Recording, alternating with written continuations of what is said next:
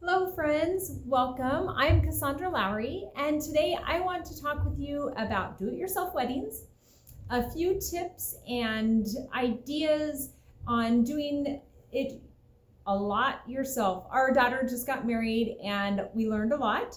There are some things that we did right, and there's some things that we learned we should have done differently.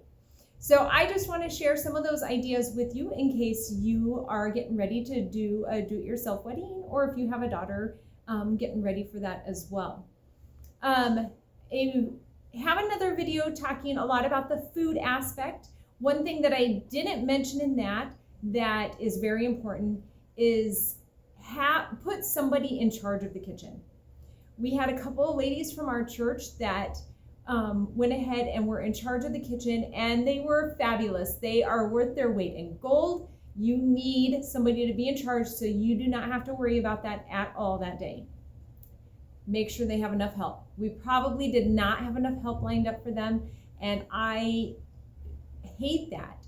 We were kind of last minute and not getting enough of that done, but make sure that they have plenty of help in there in the kitchen helping, because they were refilling the drink jugs all the time. Like, we had 5-gallon containers for drinks, and they were refilling those all the time, and the food on the buffet line as well. So they need a handful of people in there, not so many that they're tripping over each other, but enough that they're feeling like they can handle it and they're not totally falling behind or anything like that.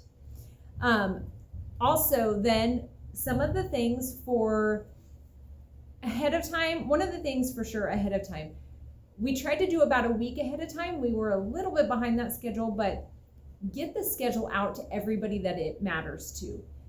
Anybody that you need to be there for helping set up, anyone that you need there for rehearsal, anyone that you need there early for pictures or doing hair or any of that stuff, or getting the rehearsal, or not the rehearsal, sorry, the reception ready while the ceremony is going on. Any of those people, get the schedule to them ahead of time. It will just save so much if everybody's on the same page. They know exactly what time they need to be where, they know exactly what meals are going to be provided for them, all of those things. They need that information. So get that out ahead of time. And with all of this, put everything in writing. Everybody has so much going through their brain and trying to remember everything. Put the stuff in writing.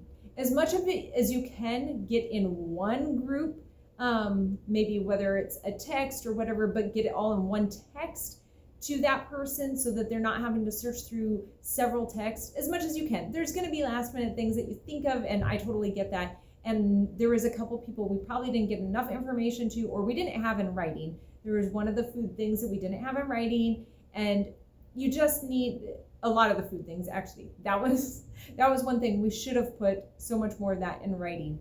But everybody needs everything in writing. You need it as the mom or the bride, whatever, you're gonna need it. Everybody involved is gonna need that in writing so they can refer back to it often and not have to try to remember all of it with all of those things going through their mind.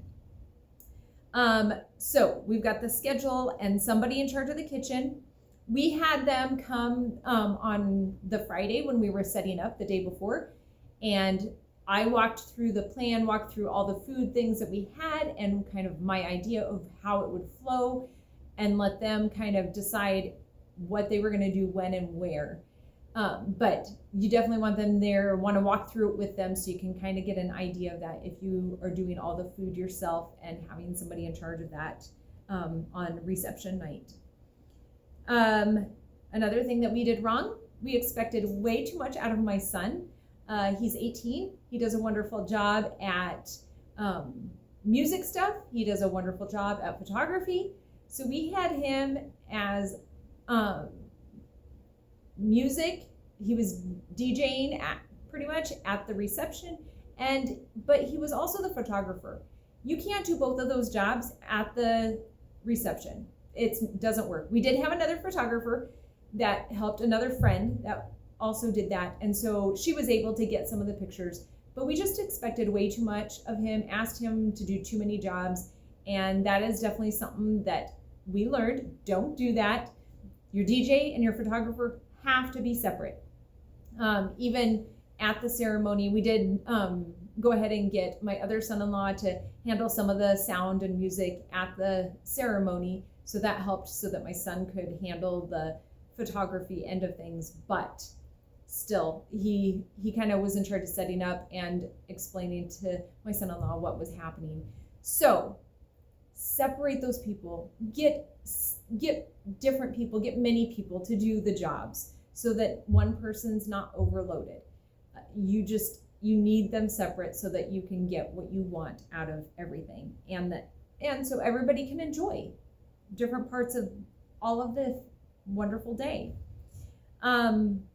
With that, if you have a photographer that is not really versed in weddings, make sure you're specific about different types of shots that you want to get.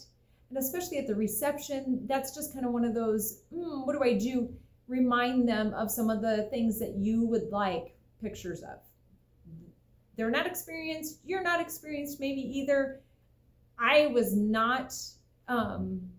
did not communicate with the two that were doing pictures, especially the one that was mainly doing the pictures at the reception. I didn't even think, that wasn't something that crossed my mind ahead of time. So now you know, because of my mistake, communicate with them, put it in writing, types of different shots that you would like during the reception. Make sure they get pictures of the first dance and the mother-daughter and the father-son dance, any games that you may have go on or anything like that. And just shots of people enjoying the reception as well. Communicate that, put it in writing, give that to whoever's doing your photography, especially if they are not experienced at weddings. And same with the DJ, give them a list. I am pretty sure that I had sent my son a text of the schedule, but I may not have. And it didn't, there was probably some more specifics, and it should have been on paper for that as well. But give them a rundown of what you expect the schedule to look like for the night, of what you expect of them, what you want them to do. If it is a DJ, they'll have most of that experience and they'll ask you the right questions. Make sure if it is a DJ that has experience with it, you tell them specific songs that you want done at the dance or whatever. We had, that was one benefit for sure of having my son do it, is my son and daughter were able to communicate a lot going through and making the playlist together. And that was a lot of fun to watch as well. And he does a wonderful job at that. We had so many people out dancing. It was a lot of fun. That was great. Okay, let's see. What else am I forgetting? Schedule, kitchen, DJ schedule, experienced photographer. I think that's most of the tips that I have for right now, mainly reception stuff, but also planning ahead, and that schedule and putting everything in writing is so, so important. You just need that out of your mind. You need it out of your mind. Everybody else needs it out of their mind. They need to know what is expected of them and when they're expected to be where. So anyway, if you have any other questions about some of the things that we did for a do-it-yourself wedding, put those in the comments. I would love to help you accomplish that if that's what your goal is, or even if you're just doing parts of it yourself. Go ahead and ask. I want to know what else you want to know about a do-it-yourself wedding, since we are fresh off of that. And please subscribe. I have other videos coming out of planning other events and doing other events and building relationships. Relationships is huge for us. We did a very simple wedding, but there was a lot of people. And that's how, honestly, all of our events. We have big birthday parties. We just have big things, but they're all very simple. We don't put a lot into all the extras. We put a lot into bringing the people. We're relationship based, and that's how we do a lot of our things.